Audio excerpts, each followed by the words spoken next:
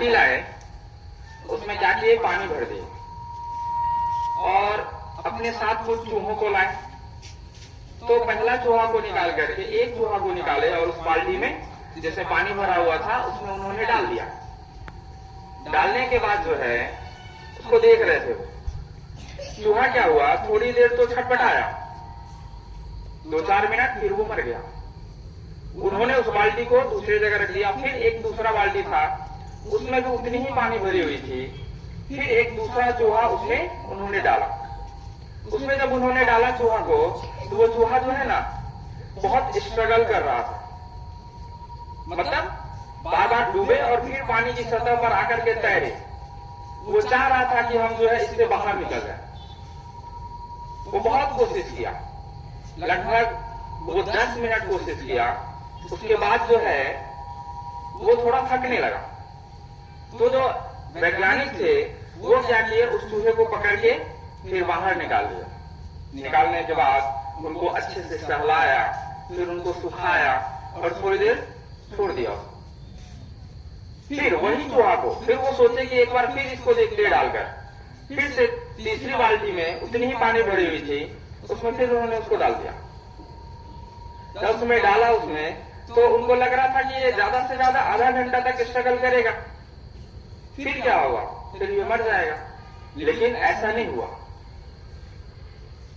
वह जो चूहा था वो बहुत देर तक कोशिश करता रहा अपने आप को बचाने के लिए, काफी देर तक, लगभग वैज्ञानिक के अनुमान से काफी ज्यादा 60 घंटे तक वो जो है स्ट्रगल करता रहा, उसमें पानी में तैरता रहा।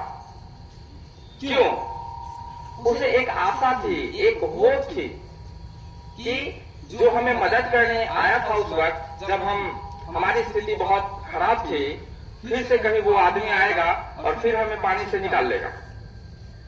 यही आशा में, यही अपना होप में वह स्ट्रगल करते जा रहा था उस बाल्टी के भीतर कि फिर से वो आदमी जरूर आएगा। और जब ऐसा होते होते लगभग 60 घंटे बीत गए, तो वैज्ञानिक फिर क्या किया, उसको बाहर निकाला, हाथ लिया और हाथ लेकर के उसको बाहर निकाल लिया। इसी को बोलते हैं हॉप एक्सपेरिमेंट। क्योंकि कोई भी चीज वो आशा पे, आप यहाँ पढ़ने आते, आपके ड्रीम है, लेकिन उसके साथ आपको आशावादी भी बनना पड़ेगा। आपको विश्वास रखना पड़ेगा कि ऐसी कोई पावर है जो आपको हेल्प कर रही है। आपको जिसने बनाया है, क्या ऐसे ही बनाया है, बहुत कुछ सोच कर बनाया है।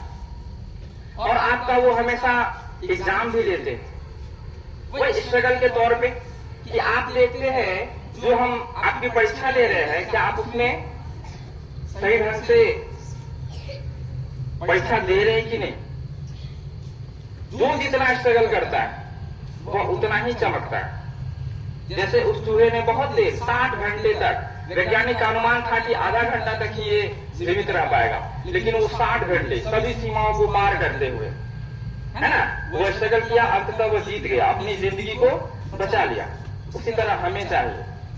बहुत सारे लोग उम्मीद खो देते, अब हमसे नहीं होगा। नहीं, वही ऐसा वक्त होता है जहां से आपको थोड़ा सा और स्ट्रगल करेंगे, थोड़ा सा और मेहनत करेंगे, आप अपनी अचीवमेंट को पालेंगे। समझे?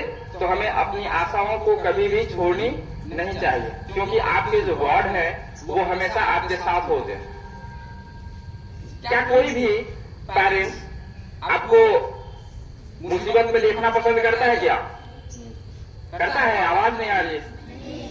तो आपके जो गॉड है, हम क्या है उनके? अल्लाह जो है या भगवान जो है वो क्या है? हमारे पेरेंट्स ही तो है। हम मुसीबत में रहेंगे तो क्या वो हमारे साथ नहीं देंगे? बिल्कुल देंगे। तो हमें जरूरी नहीं कि मुसीबत में ही हम उन्हें पुकारें, आप कभी भी पुकार सकते हो उन्हें, अच्छे सिचुएशन में भी। समझ रहे? इसलिए आप नमाज जो पढ़ते हैं वो पढ़ें। समझ रहे हैं? जैसे हम लोग मंदिर जाते हैं, बिल्कुल जाते हैं। आपका 5 वक्त का नमाज है, आप उसे पढ़ें। बहुत बार हाफिज जी आके समझाते हैं। जो बच्चे थोड़े से बड़े हो जाते हैं, समझदार हो जाते हैं, वह करे, है ना, क्योंकि जब हम यहाँ आते हैं तो उनके लिए भी तो कुछ करेंगे ना, तब तो वो आपको ब्लेस देंगे, तब तो आप अपनी मंजिल तक पहुंच पाओगे अच्छे से। तो करेंगे ऐसा? चलिए, thank you, have a nice day.